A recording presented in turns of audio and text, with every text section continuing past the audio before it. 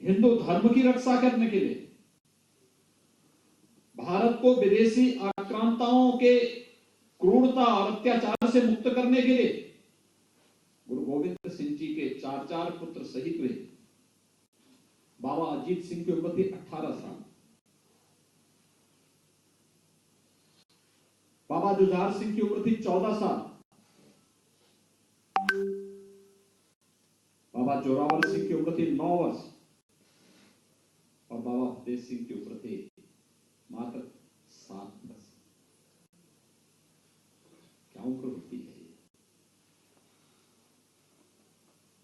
लेकिन भारत के लिए, भारतीयता के लिए, हिंदू धर्म और संस्कृति की रक्षा के लिए गुरु गोविंद सिंह जी महाराज के इन चार पुत्रों ने अपने आप को बलिदान कर दिया। माता गुजरी, जिनके सामने गुरु तेग बहादुर जी का किस बर्बरता के साथ, क्या बर्बरता उनके साथ और उनके साथ के अन्य सिखों के साथ किस प्रकार की बर्बरता नहीं ढाई थी विदेशी आक्रांताओं ने, ये सभी कुछ देखने के बावजूद भी बहुत सारे लोग होते पलायन का रास्ता अपना लेते, लेकिन नहीं, तब भी अपने देश और अपने धर्म की रक्षा करने के लिए हम सब जूझेंगे, हम सब लड़ेंगे। अगर विश्वासघात नहीं होता तो गुरु गोविंद सिंह जी महाराज और उनके पुत्रों का ये लोग बाल बांका नहीं कर पाते।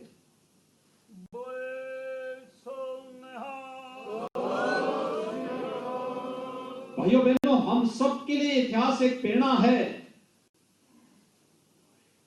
और इस प्रेरणा को ही तो लेने के लिए इस प्रकार के दिवस हम लोग हर वर्ष मनाते हैं। भारत के इतिहास की जब हम बात करते हैं तो सिख का इतिहास उससे अलग हो ही नहीं सकता।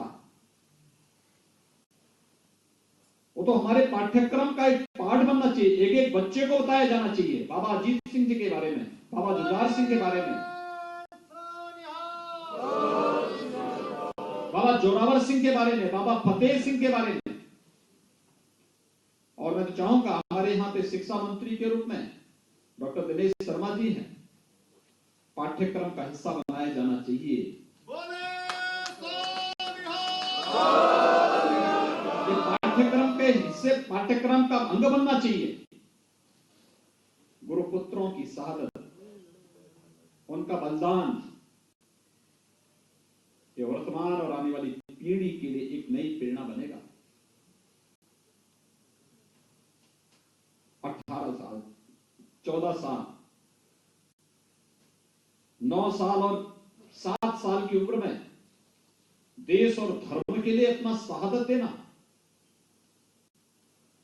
ये सामान्य बात नहीं हो सकती। ये कोई सामान्य बात नहीं है। मित्रों, गुरु गोविंद सिंह जी महाराज तो इस देश में धर्म की रक्षा करने के लिए एक अवतारी पुरुष थे, कोई संदेह नहीं। उन्होंने स्वयं अपनी आत्मकथा में सब कुछ लिपिबद्ध करके हम सब के लिए दिया है। हम कभी देखें तो सही परिप्रेक्ष्य में उसको अंगीकार तो करें। इस सिख पंथ की परंपरा को अक्षुण्ण बनाए रखने के लिए हमें गुरु गोविंद सिंह जी महाराज की उन प्रेरणाओं से निरंतर प्रेरित होकर के आगे बढ़ने का कार्य करना चाहिए। आप देश के अंदर जहां कहीं भी जाएंगे देखेंगे इस बारे में। पटना साहिब में आप जाइए, आप उत्तराखंड में चले जाइए, हेमकुंड साहिब में, यानी गुरु गोविंद सिंह जी हेमकुंड साहिब के बारे में स्पष्ट कर देते हैं कि पूर्व जन्म में मैंने कहां तपस्या की थी। इसका वृत्तांत तो कोई और नहीं लिखता है, गुरु गोविंद सिंह जी महाराज स्वयं लिख करके छोड़ देते हैं। हम जानें, सीखें, देखें और फिर उसके अनुरूप बन करके। उद्देश्य क्या है खालसा पंथ का, किस उद्देश्य के लिए हमें कार्य करना है, कैसे कार्य करना है। जीवन में सम और विषम परिस्थितियां आती हैं, इन सम और विषम परिस्थितियों में हमारा रास्ता क्या होना चाहिए, यही तो प्रेरणा इन पूज्य गुरुओं ने हम सबको दी है। और यही कारण है कि हर भारतीय, अगर वो सच्चा भारतीय है, तो भारत के अंदर गुरु परंपरा के प्रति सदैव श्रद्धा और अटूट विश्वास का वो भाव रखता है। उसमें कोई संदेह किसी को नहीं होना चाहिए। लेकिन मैं आप सबको धन्यवाद दूंगा इस बात के लिए कि कोरोना कालखंड में मैं बहुत दिनों से सोचता था, पिछले लगभग 10 महीने से हम सब कोरोना से जूझ रहे हैं, वैश्विक महामारी से जूझ रहे हैं। इस दौरान अनेक गुरु पर्व आए, अनेक आयोजन आए, और मैं पिछले 30 वर्षों से या तो गोरखपुर के कार्यक्रम में या दिल्ली के कार्यक्रम में या फिर पिछले 3-3.5 वर्षों से लखनऊ के कार्यक्रम में मेरी सहभागिता होती थी। और मैं ही सोचता था, ऐसे लगता था कार्यक्रम होता था, एक छटपटाहट होती थी, क्या चीज हम लोग मिस कर रहे हैं। और इस बार भी जब मेरे सामने हमारी महापौर जी ने, सरदार निर्मल सिंह जी ने और आपके रामपुरी चाकू का इस्तेमाल करने वाले सरदार बलदेव सिंह मोलक जी ने, बहुत बारीकी से काम कर लेते हैं, इन्होंने मुझसे कहा कि ये कार्यक्रम जो है तो होना ही है। मैंने कहा भी जब आप कह रहे हैं होना ही है तो होगा ही कार्यक्रम तो, लेकिन कोरोना प्रोटोकॉल को थोड़ा हम कैसे पालन करेंगे इसको देखेंगे, क्योंकि सावधानी तो बहुत आवश्यक होनी चाहिए ना। तो इन्होंने कहा कि कैसे कार्यक्रम बनेगा। मैंने कहा देखो, उस प्रोटोकॉल का पालन करते हुए हम लोग कार्यक्रम भी आयोजित करेंगे और हमारा प्रयास होना चाहिए, हम इस कार्यक्रम को करेंगे। देखिए कितनी महान शहादत, एक पिता के सामने मात्र 9 वर्ष की उम्र में एक पुत्र के सामने उनके पिता को का बलिदान हो जाता है, उनके विश्वसनीय लोगों को बलिदान कर दिया जाता है बड़ी क्रूरता के साथ, तब भी वे हिम्मत नहीं आती। स्वयं की मां और स्वयं के 4 पुत्रों के साथ क्रूरता डाली जाती है। 2 युद्ध में बलिदान होते हैं, 2 ने जब धर्मांतरण करने से इनकार कर दिया तो किस क्रूरता के साथ अभी यहां पर गुरु गोविंद सिंह स्टडी सर्किल के हमारे बलजिंदर सिंह जी ने बहुत अच्छे ढंग से इस बात को यहां पर उल्लेख किया, उप तक नहीं की उन्होंने। और जब उनसे पूछा गया क्या भाव थे, एक सामान्य व्यक्ति इस प्रकार का भाव नहीं व्यक्त कर सकता।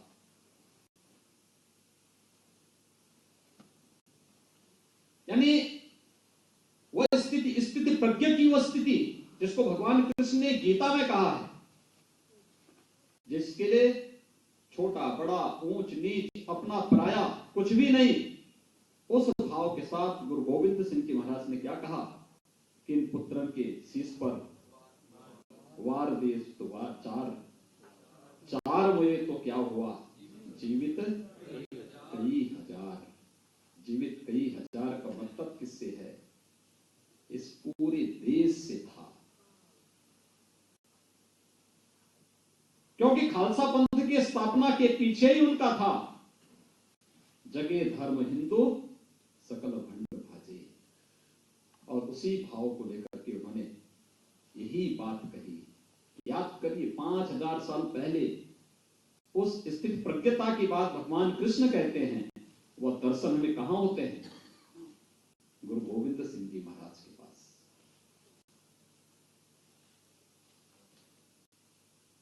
5000 वर्ष पहले भगवान कृष्ण उस स्थिति की बात करते हैं।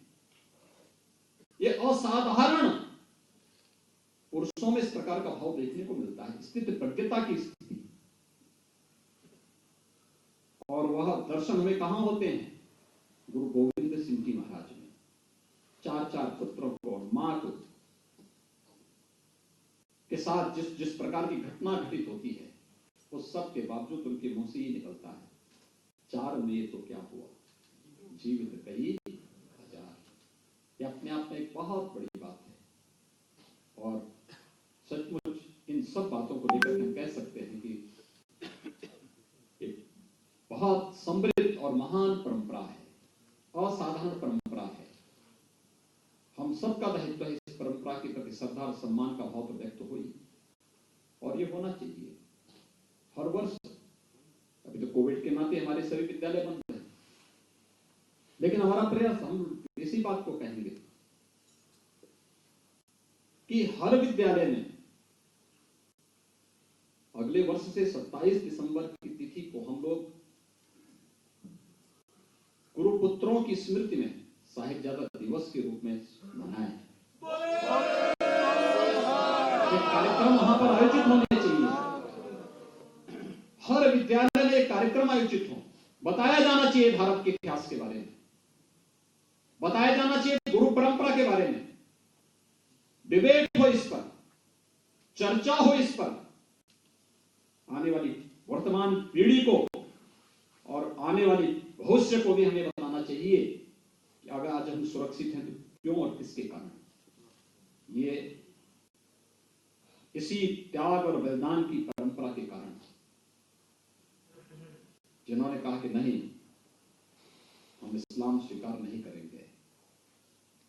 ठीक है, हमारे पास ताकत है, करके दिखाओ, उफ तक नहीं किया। ये है सिक्की, ये है शहादत, ये है धर्म के प्रति अपने आप को बलिदान करना। और यही कार्य किया था गुरु गोविंद सिंह जी महाराज के 4 पुत्रों ने। मैं आज के इस अवसर पर माता गुजरी को, बाबा अजीत सिंह को, बाबा जुझार सिंह को, बाबा जोरावर सिंह को, बाबा फतेह सिंह को, इनके शहादत को कोटि कोटि नमन करते हुए हम सब सिख इतिहास से प्रेरणा प्राप्त करके देश और धर्म के लिए कुछ कार्य कर सकें, जो हमारी गुरु परंपरा के प्रति पूरे देश और पूरी दुनिया के मस्तक को सम्मान के साथ झुकाने और इस गुरु परंपरा को सम्मान के साथ आगे बढ़ाने का कार्य कर सके। हमें इस अवसर पर एक संकल्प लेना चाहिए। मैं एक बार फिर से इस बारे में कहूंगा, डॉक्टर दिनेश शर्मा जी स्वयं इस बात की चिंता करेंगे कि पाठ्यक्रम का हिस्सा गुरु इतिहास और इन 4 साहिबजादों के बलिदान का हिस्सा ये बने ही 27 दिसंबर को हर स्कूल कॉलेजेस में इस पे डिबेट होना, इस पर उस दिवस को मनाने का कार्यक्रम वहां पर आयोजित होना, एक उत्सव के रूप में वहां पर इस कार्यक्रम को मना करके और लोग उससे प्रेरणा प्राप्त करें, जिससे वास्तविक बाल दिवस हमारे साहिबजादा दिवस बन सके और बच्चों के अंदर एक प्रेरणा देश और धर्म के प्रति जागृत हो सके। इस विश्वास के साथ मैं एक बार फिर से आप सबका हृदय से अभिनंदन करता हूं, आप सबका मैं स्वागत करता हूं और विश्वास करता हूं कि हम सब कोविड-19 के नियमों का पालन करते हुए पूरी मजबूती के साथ देश की इस लड़ाई को भी जीतेंगे और सिख गुरुओं की उस महान परंपरा के प्रति भी सम्मान का भाव रखते हुए यह विश्वास के साथ कह सकते हैं कि यह कार्यक्रम हम लोगों का निरंतर आगे बढ़ता रहेगा। एक बार फिर से मैं प्रदेश के विभिन्न जनपदों से आए हुए जितने भी हमारे सिख प्रतिनिधि हैं, गुरुद्वारा प्रबंध समिति से जुड़े हुए पदाधिकारी हैं, हमारे प्रदेश के मंत्रीगण हैं, हमारे अल्पसंख्यक आयोग से जुड़े हुए पदाधिकारी हैं, इन सबको हृदय से अभिनंदन करते हुए आप सब गुरु परंपरा को जन जन तक पहुंचाने का कार्य करेंगे और इस गौरवशाली इतिहास को प्रत्येक नागरिक को आत्मसात करने के लिए प्रेरित कर सकेंगे। इस विश्वास के साथ मैं अपनी बधाई भी देता हूं, शुभकामनाएं भी देता हूं। धन्यवाद। जय हिंद।